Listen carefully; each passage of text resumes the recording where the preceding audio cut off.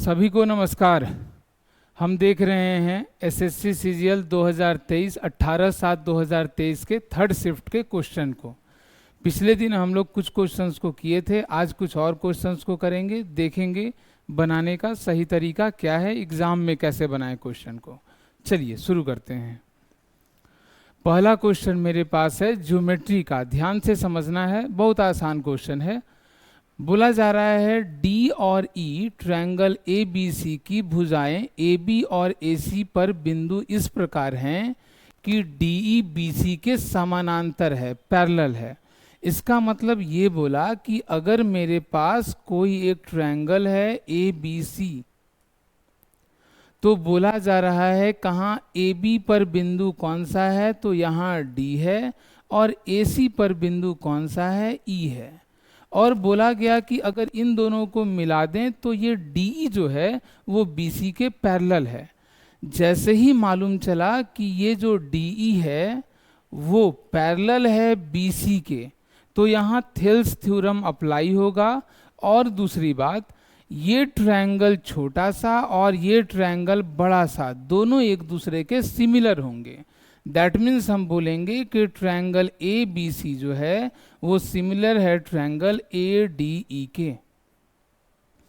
और जैसे ही हमें मालूम चला कि ये दोनों ट्रायंगल सिमिलर हैं, बहुत सारे रूल जो हैं वो सामने आ जाते हैं। जैसे इनके भुजाओं का रेशियो बराबर होगा, इनके एरिया का जो रेशियो होगा वो इनके साइड के स्क्वायर के रेशियो के बराबर होगा। ये सब पूछा क्या है ये ध्यान से समझते हैं।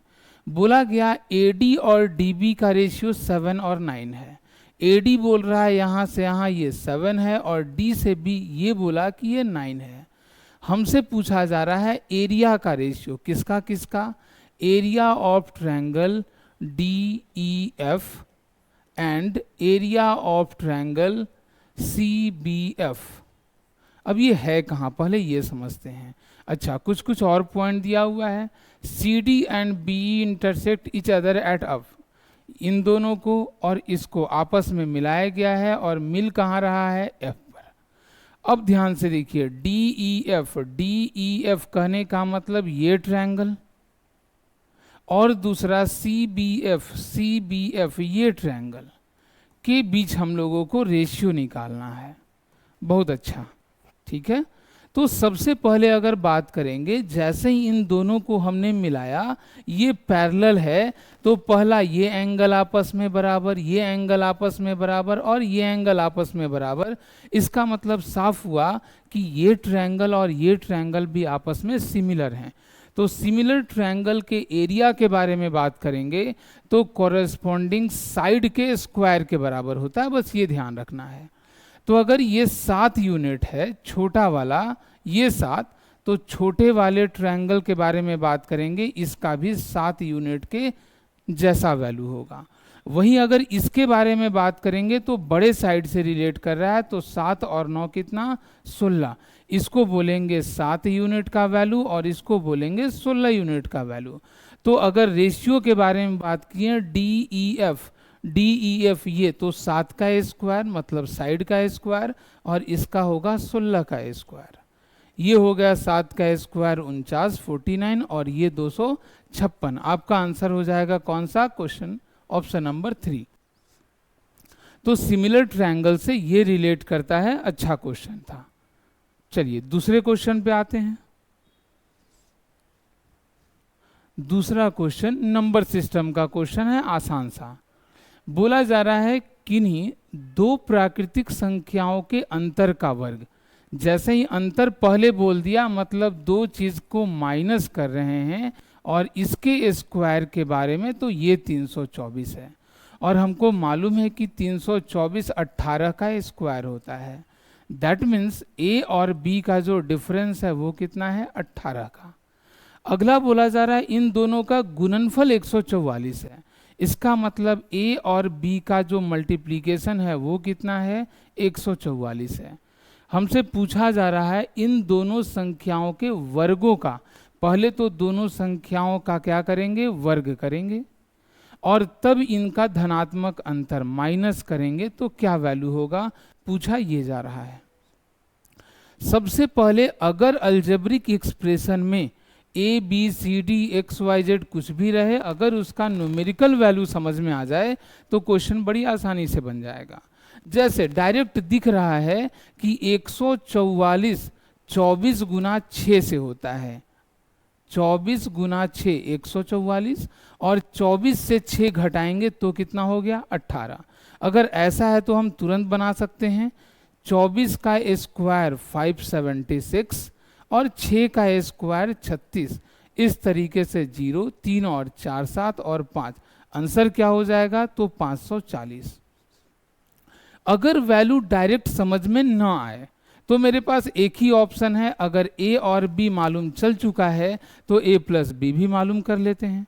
ए प्लस बी निकालने के लिए इन दोनों चीज़ों से मेरे पास आसान मेथड का फॉर्मूला है कि अगर a प्लस बी का होल स्क्वायर देखें तो ये है a माइनस बी का होल स्क्वायर, और प्लस में लाना है तो +4 टाइम ऑफ ए बी। बस ये देख लीजिए, a माइनस बी का होल स्क्वायर का वैल्यू आपको पहले से मालूम है 324, प्लस ए बी का वैल्यू कितना 144, मतलब 4 गुना 144। तो क्या a प्लस बी का जो वैल्यू आएगा वो इस चीज का रूट होगा, 4 और 4, अच्छा ये पहले तो मल्टीप्लाई करना होगा, 324 प्लस 4 चौका 16 का 6 1, 16 और 1 17 का 7 1, 4 और 1 5। इस तरीके से 6 4 10 का 0, 1 7 8 2 10 का 0, 1 5 6 और 3 9, दैट मीन्स इसका वैल्यू कितना आया 30। अब आसानी से बताइए कि ए स्क्वायर और बी स्क्वायर का वैल्यू क्या a plus B into A minus B होता है? तो a प्लस बी का वैल्यू कितना आया 30, और a माइनस बी का वैल्यू पहले से मालूम है 18। क्या 18 तिया 54 540 बना सकते हैं? तो दोनों में से किसी तरीके को क्वेश्चन को अप्लाई करके आंसर निकाला जा सकता है। चलिए समझ में आया होगा, नेक्स्ट क्वेश्चन के बारे में बात करते हैं हम लोग। चलिए अगला क्वेश्चन है टाइम एंड वर्क का, और वो भी बहुत अच्छा क्वेश्चन है, बस समझने वाला क्वेश्चन है।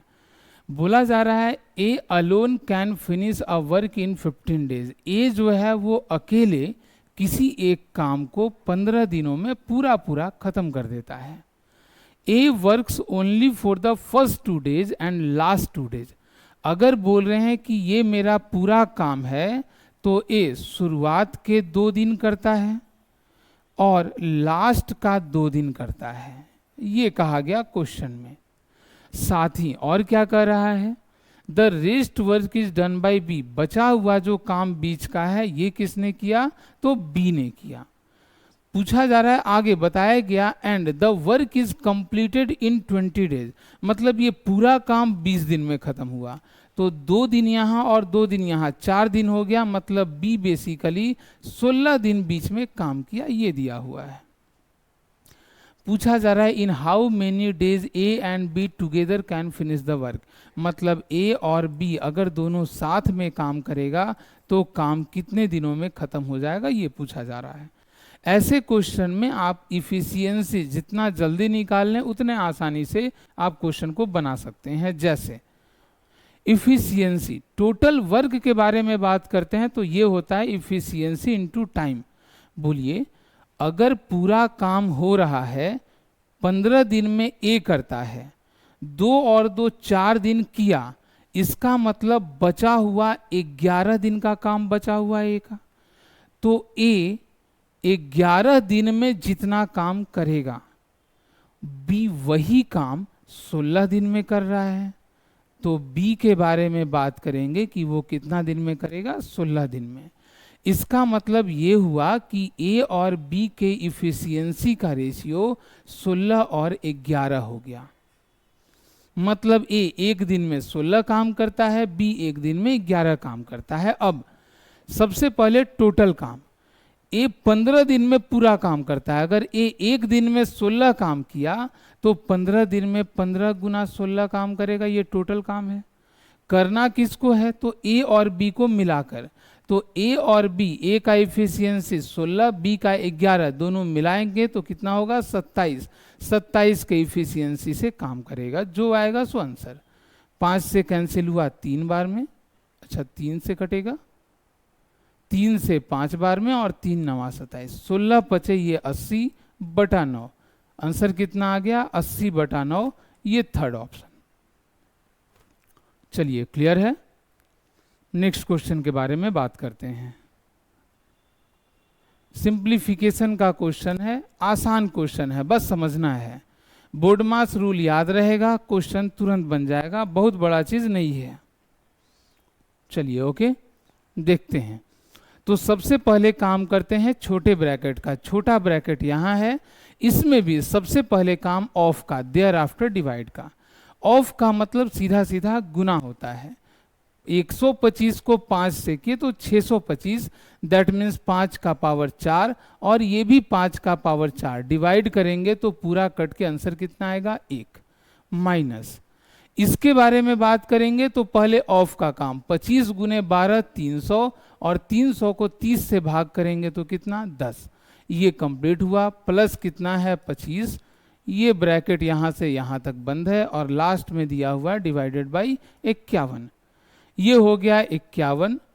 10 से 1 गया 9, ठीक है। 25 और 9 बात करेंगे तो ये 10 से 1 गया कितना 9, 9 और 5 14 का 4 1 3, 17 तिया 51, 17 दूना 34, आंसर आया 3 बटा 2 केवल। चलिए क्लियर है। अगला क्वेश्चन के ऊपर बात करते हैं हम लोग। ट्रिग्नोमेट्री का बहुत अच्छा क्वेश्चन, बस समझना है क्वेश्चन को। जैसे ही दिया गया साइन के साथ कोई एंगल ए बराबर है कॉस के साथ कोई दूसरा एंगल बी, ठीक है। तो ऐसा क्वेश्चन जब भी दे तो कोशिश करते हैं दोनों को एक जैसे टर्म में बदलने के लिए, और ये तब होता है जब आप 90 डिग्री का एलिगेशन जान रहे हो। तो साइन ए बराबर लिख सकते हैं कॉस 90 डिग्री माइनस बी, क्या हो जाएगा साइन 90 डिग्री माइनस बी हो गया। यहाँ भी साइन कैंसिल हो जाएगा, ए और ये दोनों आपस में बराबर, फिर रिलेशन। तो अगर यही दिया यहाँ पर तो लिख सकते हैं साइन के साथ एंगल 5x माइनस 25 डिग्री, और यहाँ कॉस है तो कॉस को जब बदलेंगे साइन में तो 90 डिग्री माइनस, जैसे ही माइनस अंदर आएगा ये हो जाएगा 5y, और माइनस में कितना 25 डिग्री। अब बन गया दोनों तरफ साइन है, क्या क्या बचा तो 5x माइनस 25, इधर 90 डिग्री माइनस 5y और माइनस 25। आप देख सकते हैं ये और ये आसानी से कैंसिल हो गया। यहाँ बचा 5x, ये माइनस में है प्लस में 5y, और इक्वल टू इधर 90 डिग्री। 5 कॉमन ले रहे हैं, 5 कॉमन आ गया तो बचा x plus Y equal to 90। 5 से कैंसिल हुआ 18 बार में, पूछा यही जा रहा है, दैट मीन्स आंसर क्या हो जाएगा 18 डिग्री। क्लियर है। तो इस तरीके से कुछ क्वेश्चंस थे। अगले वीडियो में कुछ और क्वेश्चंस के साथ हम लोग देखेंगे। तब तक के लिए थैंक्स।